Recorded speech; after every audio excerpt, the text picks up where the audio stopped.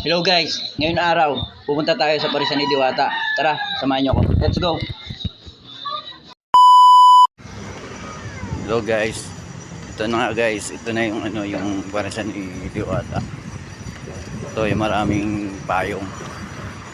Ayan, may nakaparaan ng mga motor. Ayan. Ayan, medyo wala pang ganong tao siguro dahil mainit. Baka siguro mamaya pa.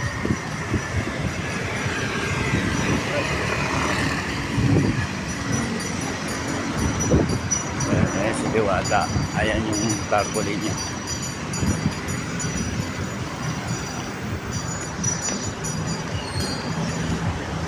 Ayan yung Diwata. Pero walang ganong tao.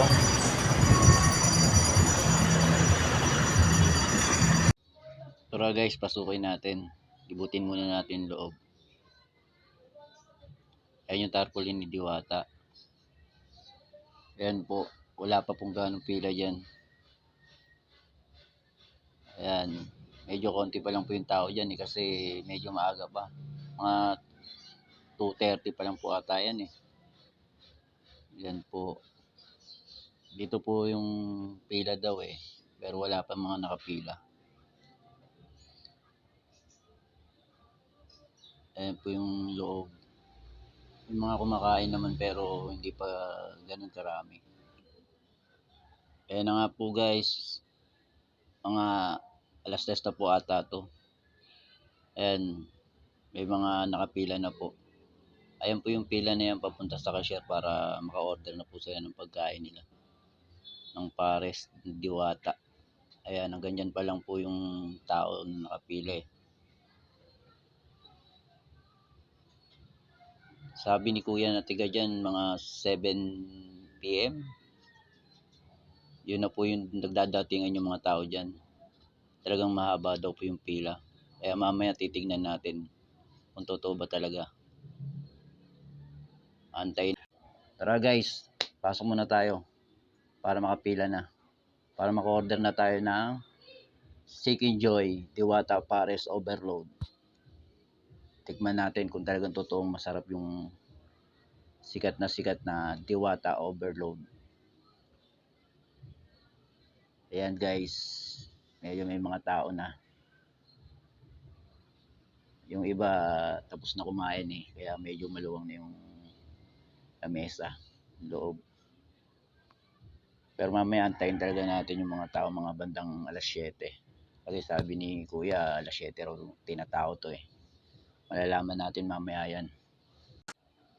So guys, yung pila, medyo marami na talagang tao. Ano nga pala guys, dito, yung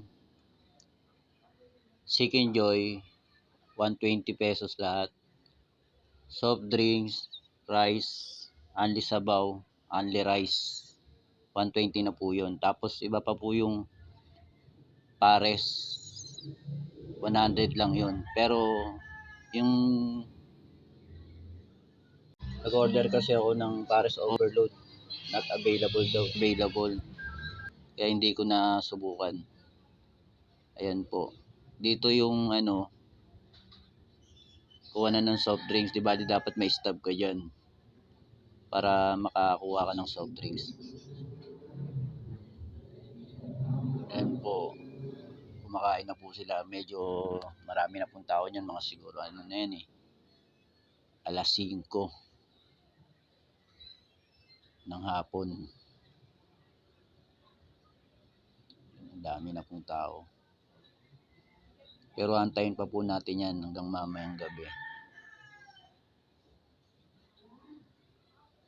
Yan sila kuya, yung mga nakilala ko dyan.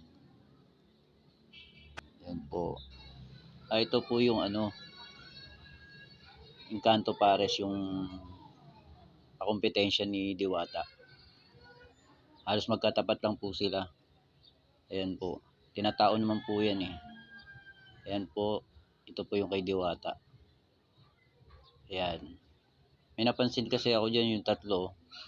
Siguro nainip dun sa pila kay Diwata. Medyo mahaba na. Lumipat po dyan sa sa Encanto Pares. Ayan.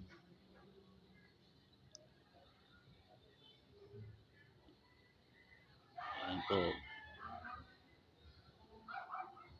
Ganyan po karami sa Encanto Paris. Ayan na nga guys, alas 7 na ng gabi. Ito na po yung inaantay natin. Na gusto natin makita kung talaga marami po ba talagang tao dito na kumakain. Ayan. Nakikita natin ang mga kumakain dyan. Pamilya, barkada, magkakatrabaho. Ayan po sila. Enjoy naman po sila sa mga kinakain nila. Ayan po yung crew ni Diwata. Ayan po. Ito po yung bandang ayan, nakapula. Ayan po yung buntot ng pila papunta dun sa cashier. Mga order po yan ng pagkain. Ayan po, waiting po sila dyan. Ayan. Ayan guys. Share ko lang sa inyo kung ano yung experience ko dyan.